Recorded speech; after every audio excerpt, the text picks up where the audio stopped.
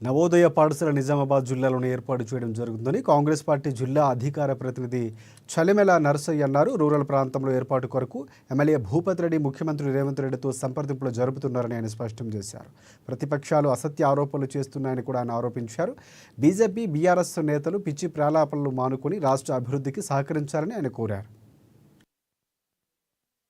నిజామాబాద్ జిల్లాలో రూరల్ ఒకటే ఉంటుందా, అర్బన్ ఉండదా, లేకపోతే బోధన ఉండదా, ఆరంభం ఉండదా, బాల్కొండ ఉండదా? అందరికి సంబంధించింది జిల్లా అంటే నా ఒక్కడిదా మరి, మీ ఒక్కళ్ళదా మరి? కాబట్టి వాళ్ళు ఫైల్ అని తెప్పించుకుంటారు, అంతటా పరిశీలన చేస్తారు. మాకు రావాలని మేము ఫిర్యాదు ఇస్తున్నాం. మా ఎమ్మెల్యే గారితో చెప్తే ఆయన రేవంత్ రెడ్డి గారితో మాట్లాడి ఒత్తిడి తీసుకొచ్చి మా నియోజకవర్గంలోనే ఆ బిల్డింగ్ను దాన్ని నిర్మించాలనే ప్రయత్నం చేస్తుంది.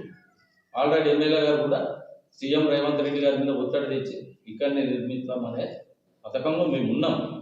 కానీ మేము కాంతి పొంది అన్నీ చెప్పాం కాదు, చిన్ననే చూస్తాం, కొద్దిగా టైం తీసుకుంటాం. కాబట్టి దయచేసి మా ప్రతిపక్షాలలో ఉన్నట్టుగా బుద్ధ జల్లి మీరు అవుతారు. చెడపకుండా చెడదాలను గ్రహించి నిజాలు వాళ్ళు రాజకీయం చేసి కదా నిజామాబాద్